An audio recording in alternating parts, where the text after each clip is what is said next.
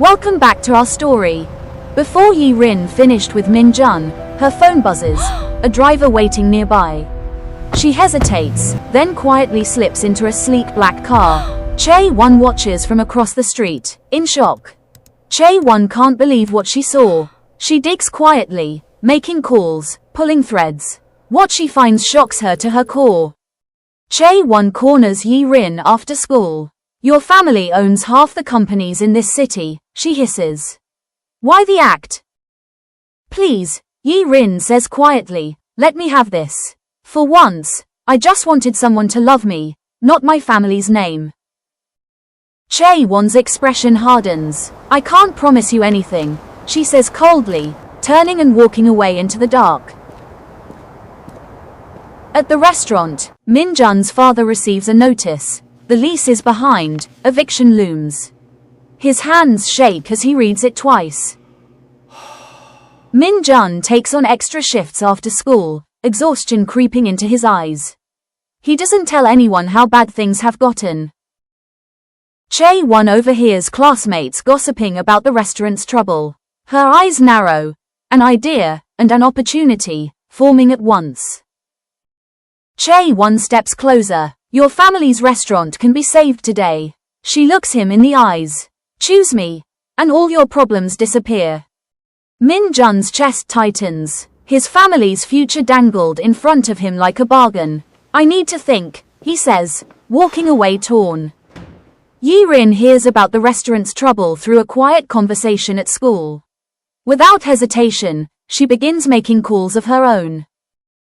Behind the scenes, Yerin arranges to clear the family's debt anonymously through her father's foundation. No name attached, no credit sought. Min-jun's father stares at his phone in disbelief. The debt? It's gone, he tells his wife, voice trembling with relief and confusion. Min-jun lowers his head. Did she really do all this? For me. Gratitude fills him, but so does guilt. If Chang-won saved his family, how can he break her heart? Yerin says nothing, watching quietly from a distance. She wrestles with the truth pressing harder against her chest with every passing day. Chang-won discovers the debt was cleared before her own call went through. Fury and humiliation flash across her face. She's been outdone quietly. Desperate and hurt, Chang-won decides enough is enough. At the upcoming festival, she'll make sure everyone knows exactly who Yerin really is. The school festival arrives, lanterns glowing, music playing, students so laughing I know, everywhere. right? For one evening, everything feels light and hopeful. Min-jun performs a small guitar piece on the outdoor stage, eyes searching the crowd until they find Yerin, smiling warmly back at him. I'm so glad you made it. Chang-won climbs onto the stage, grabbing the microphone with a shaking hand. Everyone needs to hear this, she says, voice trembling with anger. She's not poor, Chang-won announces, pointing at Yerin.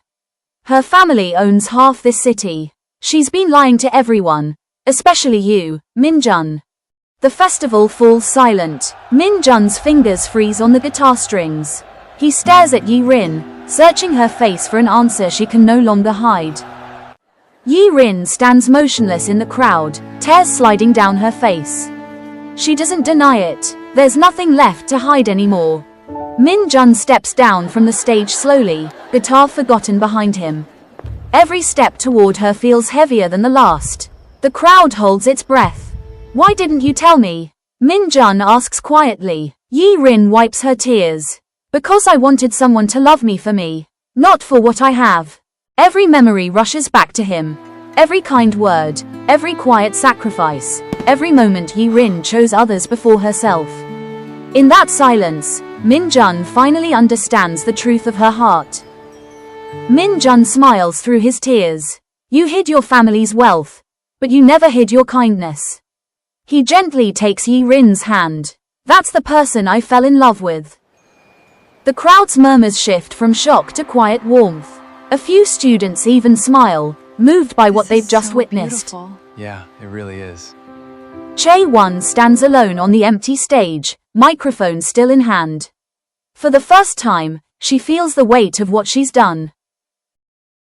Chang-won remembers her mother's words, People only respect winners. Standing alone on the stage, she finally wonders if her mother was wrong all along.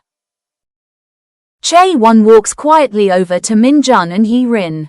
"I'm sorry," she says, voice small. "I didn't know how to compete with someone real." Yerin reaches out and gently touches her arm. "You don't have to compete," she says softly. "You just have to be yourself." Chang-won's eyes well with tears.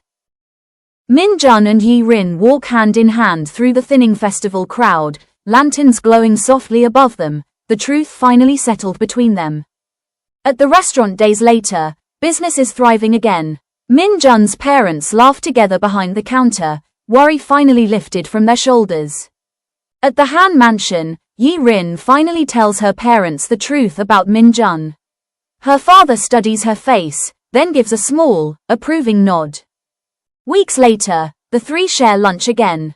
The silence is different now, lighter. Some friendships survive only after the truth is finally spoken. Under the same cherry blossom tree where it all began, Min-jun and Yerin share a quiet, tender moment, no secrets left between them. Min-jun smiles. "If I met you 100 times, I'd still choose you every single time." Real love was never about what someone could give. It was about who stayed kind when no one was watching. Yerin hid her wealth to find real love. Chang-won flaunted hers to buy it. Only one of them ever truly understood what love means. Kindness, respect, and humility will always be more attractive than money ever could be. That is the heart of true love. Would you have known the difference between real love and love that's bought? Would you have chosen the way Min-jun did? Before you go, tell us honestly, if you were Min-jun, would you have chosen Yerin or Chang-won? And if you enjoyed this story, don't forget to like, comment, and subscribe for more unforgettable K-drama stories.